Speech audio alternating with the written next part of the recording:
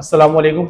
आज हम एक अपने होनहार स्टूडेंट के साथ मौजूद हैं और हम बेसिकली आज इसमें डिस्कस करना चाहते हैं रिगार्डिंग के किस तरह बच्चे अपने इंटरमीडिएट में हाईएस्ट परसेंटेज की तरफ मूव कर सकते हैं। और हमारे साथ एक बहुत ही होनहार स्टूडेंट सीज़न 2024-25 में मोहम्मद उमर, जिन्होंने इंटरमीडिएट मैट्रिक में थर्ड पोजीशन ली कराची बोर्ड में एंड देन इंटरमीडिएट में 90 प्लस परसेंटेज किया।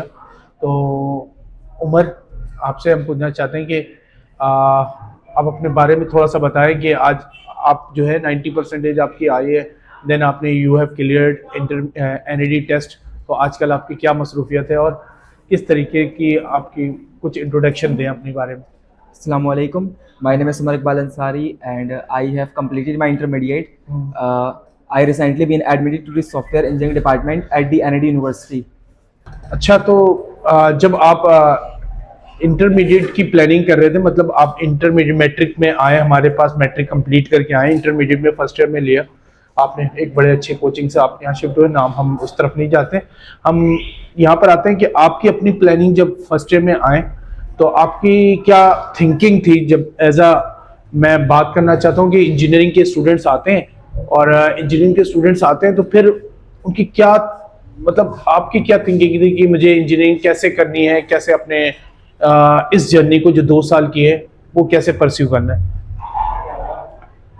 अल्हम्दुलिल्लाह जब इंटर की तरफ जब मैं आया तो मेरा माइंड जो था इंजीनियरिंग की तरफ था, ज़्यादा डॉक्टर की तरफ मेरा माइंड नहीं गया।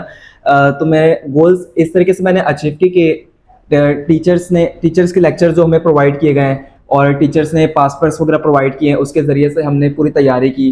और असल में गोल जो है मैट्रिक में टॉप पोजीशन हासिल करना या इंटर में टॉप पोजीशन हासिल करना नहीं है, बल्कि आपका गोल्स उस तरफ हो कि आप अच्छे नंबर्स हासिल करें, आपके स्किल्स मैटर करें, ज़्यादा फोकस आपकी इस तरफ स्किल्स पर हो। तो इसका मतलब है कि आप ये कहना चाहते हैं कि आपकी कोई इस तरह की प्लानिंग नहीं थी कि मैं 90 परसेंटेज लूँ या फिर मैं बोर्ड में टॉप करूँ, बस आपने की ये प्लानिंग थी कि मैं ज़्यादा से ज़्यादा सीखूँ चीज़ों के बारे में। चीज़ों को सीखना ही ज़्यादा मैटर करता है। बिल्कुल ऐसे ही है। और फिर जब आप जाहिर सी बात है, आपने जब इंटरमीडिएट को कंप्लीट किया तो आपकी परसेंटेज तो बहुत हाई थी, लेकिन मैं ये पूछना चाहता हूँ कि जो फर्स्ट ईयर में आपकी परसेंटेज फर्स्ट ईयर की परसेंटेज अल्हम्दुलिल्लाह बहुत अच्छी थी आपकी, तो आप क्या मोटिवेशन थी कि मैं सेकेंड ईयर में उससे भी बेहतर करूं, क्योंकि आपकी मेरा ख्याल है 88 परसेंटेज थी या 86 परसेंटेज थी फर्स्ट ईयर में। तो थोड़ा एक्सप्लेन करें कि क्या आपकी मोटिवेशन थी कि मैं सेकेंड ईयर में उससे बेहतर करूं, क्योंकि आपको पता था कि मैं उस वक्त भी चाहूँ, मतलब कि इस परसेंटेज लेने के बाद, इस परसेंटेज के बाद मैं एनईडी में आसानी से एडमिशन ले सकता हूँ, कोई मसला ही नहीं होगा मुझे, ठीक है ना। लेकिन आपकी क्या प्लानिंग थी कि मैं जो है इतनी परसेंटेज लेने के बाद, 86-88 परसेंटेज लेने के बाद मैं किस तरीके से आगे सेकेंड ईयर में भी, वो क्या मोटिवेशन है मैं जानना चाहता हूँ, मतलब कि वो क्या मोटिवेशन है जो इतने परसेंटेज के बाद आपको पता है कि आप यूनिवर्सिटी में एडमिशन भी ले सकते हैं, लेकिन फिर भी आपने सेकेंड ईयर में उससे ज्यादा हार्ड वर्किंग की, तो उसकी क्या मतलब आपकी थिंकिंग। अच्छा, अक्सर ऐसा होता है कि स्टूडेंट्स मतलब कि फर्स्ट ईयर में जब परसेंटेजेस आ जाती है तो स्टूडेंट्स सोचते हैं कि अब ज़्यादातर इकेट की प्रिपरेशन करें, इकेट पर ज़्यादा फोकस करें, क्योंकि एनईडी में तो अब सिर्फ फर्स्ट ईयर के बेस पर एडमिशन होता है। पर मैं ये चाहता था कि मैं दोनों को मैं साथ लेकर चलूँ, तो मैंने सेकेंड ईयर को भी मैं साथ साथ लेकर चलता था। और 3 दिन मैंने सेकेंड ईयर पर ज़्यादा फोकस किया और 3 दिन ज़्यादातर मैंने इकेट पर फोकस किया। अच्छा, तो मैं बेसिकली ये पूछना चाहता हूँ क्यों, मतलब आपको पता था कि फर्स्ट ईयर के बेसिस पे भी आपके एडमिशन तो हो जाएगा, लेकिन फिर भी आपने 90 परसेंटेज की तरफ, या कैसे ये जर्नी मतलब कवर हुआ। अल्हम्दुलिल्लाह, अब ये कवर तो इस तरीके से हुआ, इसका तो ज़्यादातर रोल टीचर्स को भी जाता है कि ज़्यादातर टीचर्स ने भी बहुत ज़्यादा स्टूडेंट्स पर, हम सभी स्टूडेंट पर टीचर ने बहुत ज़्यादा मेहनत की। उन्होंने जो उन्होंने लेक्चर्स प्रोवाइड किए, हमने लेक्चर्स अटेंड किए, नोट्स को प्रिपेयर किया, टीचर्स के अकॉर्डिंग हमने सब चीज़ हम लेकर चले। ठीक है। अच्छा, आपके परसेंटेज, क्योंकि देखें हम स्पेशल आपसे इस तरह के इंटरव्यू इसलिए कर रहे हैं ताकि जो हमें, असल में मैं चाहता हूं कि वो जर्नी स्टूडेंट को पता चले कि अगर वो भी इस तरह की आपकी तरह की जर्नी आगे परस्यू करना चाहता है तो उसको क्या क्या चीज़ें मतलब ऑर्डर में मेंटेन करनी चाहिए। लेट सपोज मैं सबसे इंपॉर्टेंट क्वेश्चन ये करना चाहूँगा कि जैसे हमारे पास एकेडमिक स्टार्ट हुआ, लेट सपोज कर लेते हैं हमने फर्स्ट ईयर में आपने एडमिशन ले लिया, एंड देन हमें जाना है, हमारा मिड टर्म होना है दिसंबर में, नवंबर में एंड में। तो क्या ऐसी मतलब आपने मतलब किस तरीके से प्लानिंग की कि आप पढ़ाई कितनी घंटे करेंगे? मतलब अभी मिड टर्म नहीं हो रहा, अभी सिर्फ टेस्ट चल रहे हैं, आपको पता है दी रीडर्स एकेडमी में रेगुलर टेस्ट तो होता है, लेकिन आप कितने घंटे पढ़ाई करते थे इस दौरान में? अभी मिड टर्म स्टार्ट नहीं हुआ, अब इस स्ट्रेटेजी को बताएं कि आपने कैसे प्लानिंग की कि जब मिड टर्म तक हम पहुंचेंगे तो आपको ज्यादा परेशानी भी ना हो, आप टेस्ट में भी अच्छा परफॉर्म कर रहे हो तो कितने घंटे आप पढ़ाई करते थे, ये मैं जानना चाहता हूँ। अच्छा, तो सबसे पहले तो अगर कोई स्टूडेंट्स अगर टेस्ट को अगर लेकर ना चले सही से, तो ऐसा नहीं हो सकता कि वो अच्छे नंबर्स ले लें। तो सबसे पहले तो आपको टेस्ट को, रेगुलर टेस्ट आपको अटेंड करना है। और रही बात स्टडी की, तो मेरे जो स्टडी का जो मैक्सिमम टाइम रहता था वो 7 to +8 और प्लस रहता था। ये आप बात कर रहे हैं अभी जब मैं मतलब एग्जाम से पहले की बात कर रहा हूँ। एग्जाम से पहले की बात कर रहे हैं, बिल्कुल ठीक। एग्जाम में तो थोड़ा ज्यादा फोकस रहता था, क्योंकि सिर्फ मैंने सिर्फ जब एग्जाम जब स्टार्ट हो गया, लाइक मिड टर्म स्टार्ट हुआ, तो मैंने ज्यादातर फोकस एग्जाम पर ही रहता था। अगर आप 5 अभी हम एग्जाम की तरफ अलग से आते हैं, अभी मैं सिर्फ इस जर्नी को जानना चाहता हूँ, मतलब इस दौरान में बच्चे को कितने घंटे पढ़ना चाहिए जब आपके मतलब अभी मिड टर्म पेपर नहीं आए, आप सिर्फ टेस्ट दे रहे हैं, आप कितने घंटे पढ़ाई कर रहे हैं उस दौरान? अच्छा, टेस्ट देने का जो मेरा रूटीन, इसकी प्रिपरेशन की जो अगर एग्जाम के अलावा बात करूँ तो इसकी ज्यादातर रूटीन जो मेरी होती थी वो मैं नाइट स्टडी ज्यादातर मैं फोकस करता था। सही है, क्योंकि रात को थोड़ा सा माइंड भी फ्रेश रहता है इंसान के, तो इंसान रात को डिस्टर्बेंस ज्यादा भी नहीं होती, जाहिर सी बात है लोग करीब नहीं होते हैं आपके, सब सो रहे होते हैं, तो आपको डिस्टर्बेंस कम से जी। कम होती। तो ज्यादातर मेरे सुबह और रात को ज्यादातर थोड़ा सा माइंड इंसान का फ्रेश है, तो इंसान इस वक्त अच्छी स्टडी कर सकता है। तो अगर एग्जाम के अलावा बात करूँ तो मैं एग्जाम के अलावा मैं 6 to 7 आवर्स में पढ़ लेता था आराम से। अच्छा, एग्जाम के अलावा 6 to 7 आवर्स। तो मैं एक बात यहाँ पर ये जानना चाहता हूँ, स्टूडेंट्स को बताना चाहता हूँ, सबसे स्पेशल, मतलब मैं एज अ टीचर फिजिक्स पढ़ा रहा हूँ, तो मैं जानना चाहता हूँ कि लेट्स सपोज आपका एक टेस्ट होने वाला है कल, एक टेस्ट होने वाला है, तो वो टेस्ट की तैयारी आप कितने घंटे में कर लेंगे? लेट्स सपोज एक टेस्ट लगा हुआ है, फिजिक्स का एक टॉपिक है, आपने थ्योरी और न्यूमेरिकल प्रिपेयर करना, जाहिर सी बात है आपने क्लास में समझा हुआ है, तो आप वो कितने देर में कवर कर लेंगे? इसको ब्रेक करते हैं हम, जो 7 घंटे आपने बताया उसको ब्रेक करते हैं, फिर हमें पता चलेगा कैसे आपने प्लानिंग की। तो मैं ये जानना चाहता हूँ, कल टेस्ट होने वाला है, आज रात में मैं पढ़ रहा हूँ, तो कितने देर में इसको, कितने देर में आप प्रिपेयर कर लेते थे उस टेस्ट को?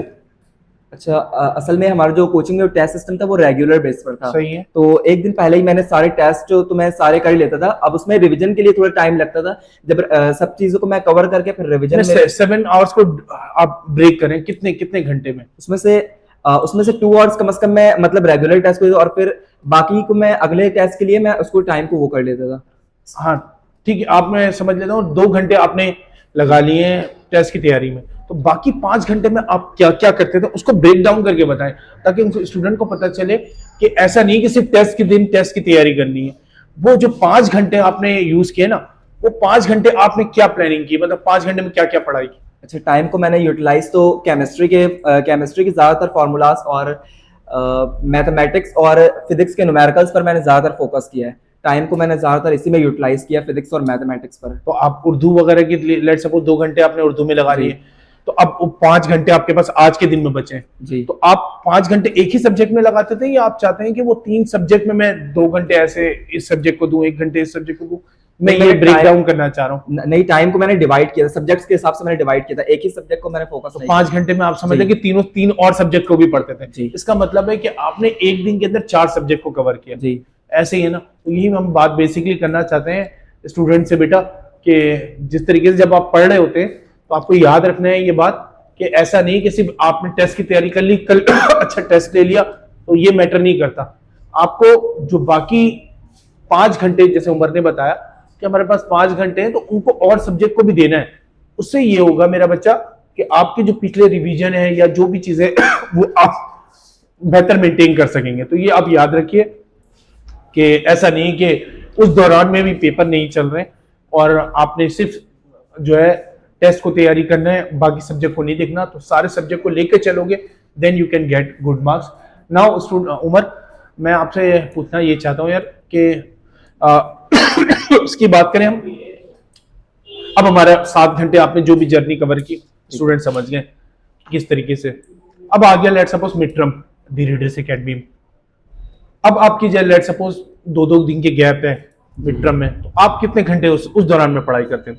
अच्छा, एग्जाम पर तो मैं जब मिड टर्म जब एग्जाम स्टार्ट हुआ या फाइनल स्टार्ट हुआ, तो मैं एग्जाम में तो मैं फुल टाइम एग्जाम पर ही ज्यादातर फोकस रहता था। घर में मैं नहीं, मैं स्टूडेंट से जब हम बात करते हैं ना क्लास में कि क्या आप 14 घंटा पढ़ सकते, तो वो मतलब 16 घंटा पढ़ सकते, तो वो सोच वो हंसी आती है, मतलब ऐसा लगता है कि कोई इम्पॉसिबल बातें कर रहे हैं। जी। तो क्या आप बता सकते हैं, मतलब आवर्स में बताएं कि अंदाजन, सर मैंने कभी कैलकुलेट नहीं किया लेकिन अंदाजा इतना घंटा होगा। जी, कैलकुलेट तो कोई भी नहीं करता होगा। हाँ। 12 आवर्स मैक्सिमम मैंने एग्जाम के टाइम मैंने दिए हैं। अच्छा, 12 घंटे यानी कि आप जी। रेगुलर देते थे, तो और एग्जाम के टाइम में आपकी इस पढ़ाई में मतलब 12 घंटे के लिए प्रिपरेशन में आपके तकरीबन 12 घंटे जी। रोज के इस्तेमाल होते थे। सही है। तो ये ठीक है, तो इस तरीके से आपने प्रिपेयर किया और उमर ने अल्हम्दुलिल्लाह, मैंने जो नोट किया है बच्चे कि उमर जब हमारे साथ हुआ करते थे, तो मैंने नोट किया कि ऐसा नहीं है कि लड़के अच्छी नहीं पढ़ाई करते। एक हमारे पास एक ऐसा भी लड़का रहा कि जो हर टेस्ट में फर्स्ट आता रहा, मतलब हम खुद नोट करते रहे कि गर्ल्स बहुत अच्छी होती हैं, लेकिन जब लड़के पढ़ाई कर रहे थे तो मैं किसी को मोटिवेट डिमोटिवेट नहीं कर रहा, लेकिन ये मैं कह रहा हूँ कि जब बॉयज़, एक बॉय ऐसा भी गुजरा हमारे सीजन में कि वो हर टेस्ट में ही तकरीबन फर्स्ट आता था। तो हाँ उमर, अब मैं आपसे कुछ कंक्लूजन में डिस्कशन करना चाहता हूँ। तो कंक्लूजन में ये डिस्कशन करना चाहता हूँ कि यार लेट्स सपोज अब हमारा ये मिड टर्म गुजर गया, सब कुछ आ गया, फर्स्ट आ गए, मिड टर्म में भी आ गए, यहाँ के फाइनल्स में भी आ गया, अब आ गया हमारा बोर्ड का एग्जाम।